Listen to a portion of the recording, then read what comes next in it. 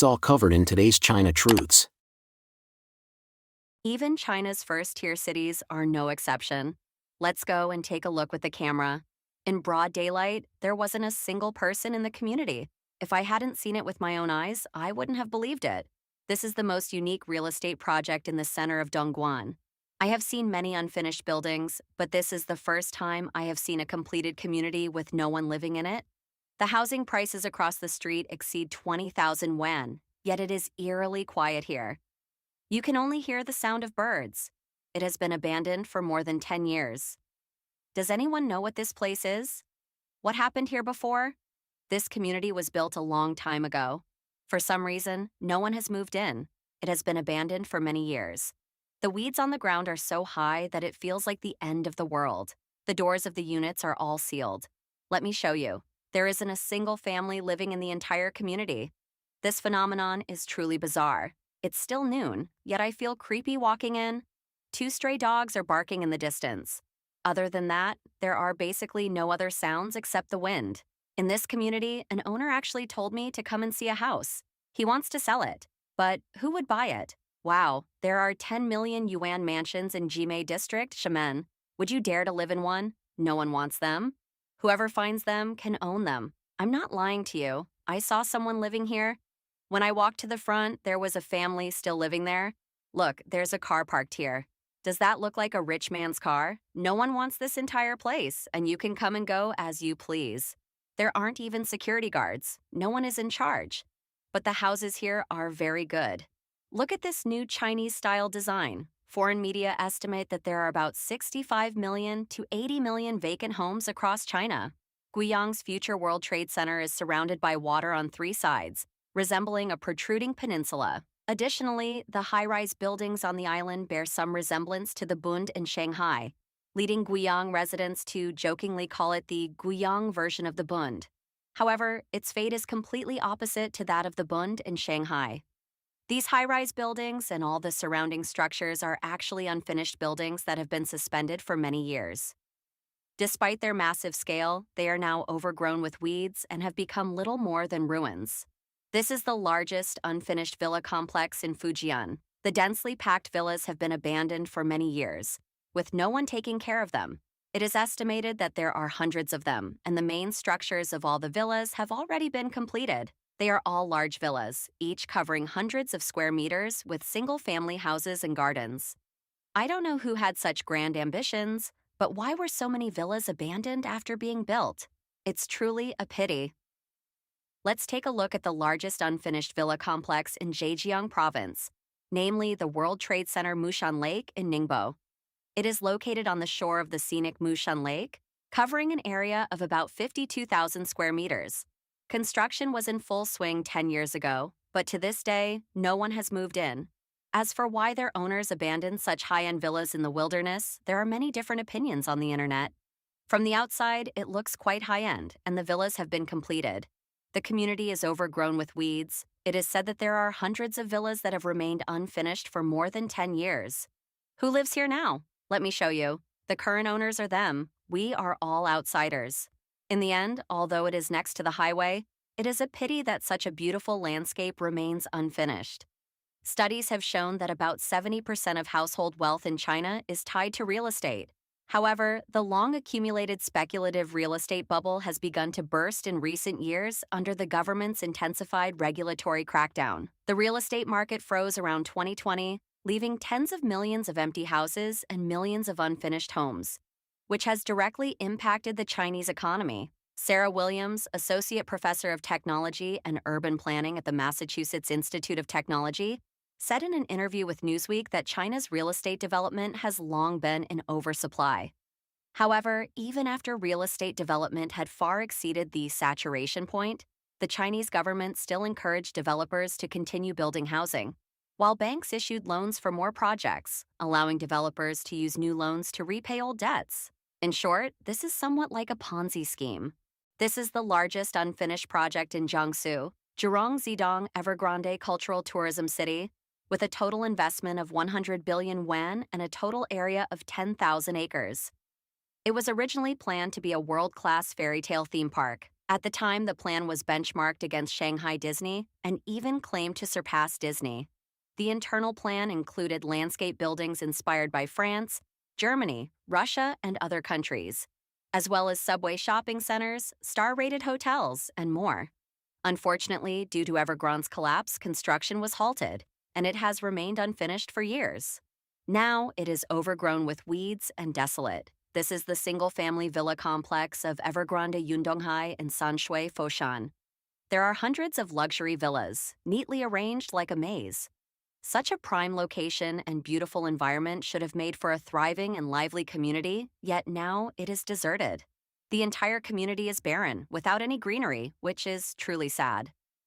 The largest unfinished villa complex in northeast China, known as the Morning Manor, has been abandoned for many years, with no one taking care of it. The main structures of the villas have been completed. These are all large, single-family villas, each several hundred square meters in size. They are vast in scale and neatly arranged. From a distance, it looks like a desolate cemetery. Now it is overgrown with weeds and completely abandoned. What happened here? Why were so many villas left empty after being built? Earlier this year, an author named Mark Lin wrote an article listing 5 de facto big cities in China in 2025. The first is Langfang, Hebei, which has significantly lost its appeal due to high housing prices and the impact of Beijing's purchase restriction policy. In addition, the local economic and industrial foundation is weak, making it impossible to retain the population. The second is Sanya, Hainan. To this day, many houses are primarily used for vacation and temporary residence, or retirement and care, and the actual permanent population remains very small. Moreover, Sanya has been unable to maintain the bustling scene of the tourist peak season in recent years, accelerating the decline of the local housing market. The third is Guiannu District in Guizhou. Despite the completion of extensive infrastructure and residential construction, the actual occupancy rate of industries and residents has continued to decline. The fourth is Yiwu, Zhejiang. The local government's development scale is too large and has failed to attract more local residents. Now, when Yiwu hosts major trade fairs and trade activities, people from other regions flock there in large numbers. However, with the current economic downturn, local trade and factory occupancy rates are exceptionally low. The fifth is Tianjin Binhai New Area. In recent years, efforts to attract foreign investment and high-level talent have not been successful. Some areas have become vacant, big cities due to inconvenient transportation. What happened to this place? Nothing. All these supermarkets for food and accommodation are closed. Look at these 2, 3, 4, 5, 6, 7, and 8 floors. The bun shops, supermarkets, and pharmacies are all closed, and I didn't see a single person. The key issue is the Chinese medicine hospital. Look at this hospital. It's like this. It's so strange. Jiaoxi, the noodle restaurant owner from northeast China, has already returned to the northeast. This is the third uninhabited town I have discovered in the northeast. I never expected that I would end up at the police station because of this photo shoot. To be precise, this is a county town. I found many uninhabited hotels, barbershops, telecommunications buildings, and large abandoned residential complexes in the community. Suddenly, a dog that looked like a Tibetan Mastiff approached me. I didn't dare to move, but it ignored me and kept walking forward. Following its path, I saw a signboard for a unique repair shop. Here I discovered 2 particularly large, empty buildings. I mustered up the courage to go inside and take a look. The Wall Street Journal reported on October 2nd last year that, since the government does not provide official statistics on vacant houses, economists rely on vacancy rates, pre-sale permits, and other data to estimate that there are currently as many as 90 million vacant homes in China. Among them, 31 million are fully or partially built but never sold. Another 50 million to 60 million have been purchased but remain unoccupied. Additionally, 20 million homes have been sold but remain unfinished. As the population declines, China's housing surplus problem may become increasingly difficult to resolve. Beijing retaliates against U.S. chip ban. Experts say it backfires. On December 2nd, the Biden administration announced a new ban restricting the sale of advanced semiconductor manufacturing equipment and high-bandwidth computer memory to China. The ban targets the production of advanced node semiconductors. In response, Beijing announced on December 3 a prohibition on exporting critical minerals with military applications to the United States. Experts believe the U.S. ban strikes at the core of China's semiconductor industry, while China's countermeasures are limited and could inadvertently push the West to establish independent supply chains. According to U.S. government sources, the new restrictions add 136 Chinese entities to the Commerce Department's entity list, including over 20 semiconductor companies and more than 100 semiconductor equipment firms. These measures target 24 types of semiconductor manufacturing equipment and 3 types of software tools used for semiconductor development or production. Most newly listed companies are closely tied to SMIC, or Semiconductor Manufacturing International Corporation, China's largest chip foundry, and Huawei's supply chain. Notably, Nora Technology Group, a major semiconductor equipment firm, is also on the restricted list. The primary focus of the U.S. export controls is advanced node chips and their manufacturing equipment. These chips, with transistors as small as 3 nanometers, offer higher information processing capabilities by packing more transistors into a single chip. Advanced node chips work optimally with high-bandwidth computer memory. The U.S. Department of Commerce's Bureau of Industry and Security, BIS, announced that the latest export controls aim to weaken China's ability to produce advanced node semiconductors for next-generation weapons systems, artificial intelligence, or AI, and high-performance computing technologies. Wang Xiuwen, an assistant researcher at Taiwan's Institute for National Defense and Security Research, said that this is likely the Biden administration's final round of sanctions against China, directly targeting semiconductor equipment, China's weakest point. The U.S. seeks to delay China's progress in advanced technologies, buying time and securing a technological edge. China's rocket force conducted its first intercontinental ballistic missile test over the Pacific during the UN General Assembly in September. Wang noted that the U.S. has explicitly sought to curb China's advancements in quantum technology, AI, and semiconductors. Unless China develops new generation chips or technologies, its progress will remain stalled. China's demonstrations of military and technological capabilities only reinforce the legitimacy of U.S. sanctions. Biden's small yard, high fence policy focuses on slowing China's development in key emerging fields like advanced semiconductors and AI. Over the past 2 years, the U.S. has imposed 3 rounds of chip bans on China. In October 2022, the U.S. restricted China's access to advanced computing chips, supercomputing development, and advanced semiconductor manufacturing capabilities. In 2023, the bans expanded to include performance density restrictions, requiring export licenses for high-performance hardware. The latest ban includes high-bandwidth memory, or HBM, architecture technology. HBM technology restrictions could become a new bottleneck for China's AI development, as the demand for high-performance AI chips surges. Su Tsuyun, director of Taiwan's Institute for National Defense and Security Research's Strategy and Resources Division, said the sanctions target mature processed chips rather than traditional high-tech applications. These measures could disrupt China's industrial manufacturing stability and quality.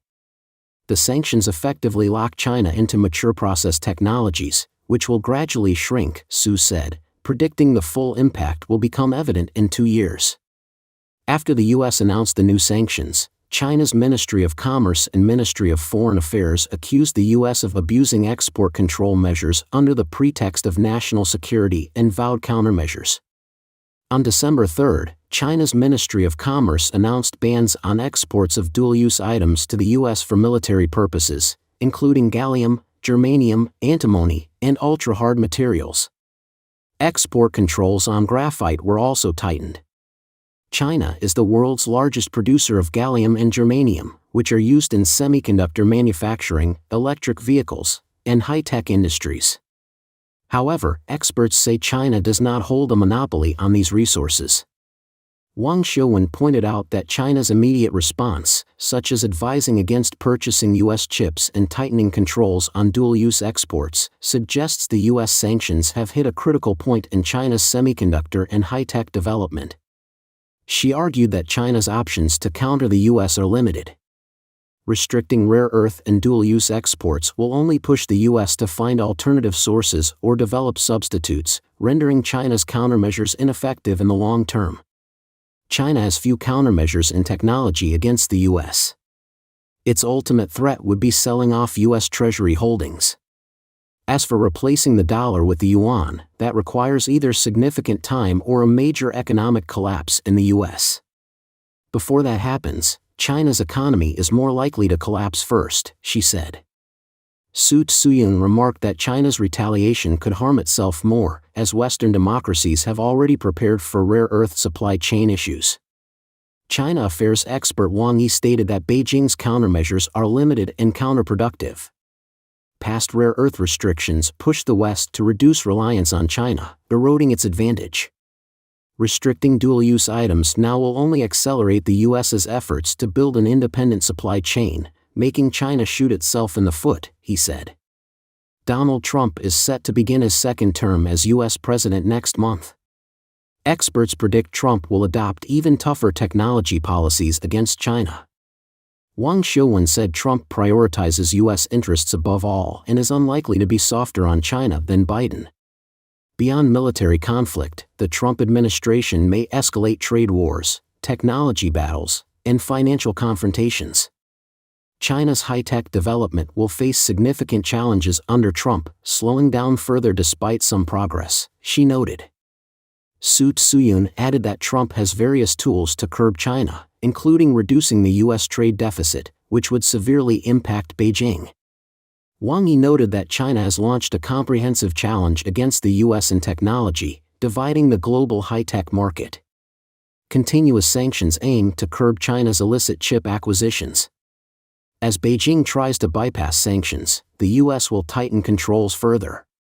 This cycle will continue, with Trump's administration likely to follow the same approach, he concluded.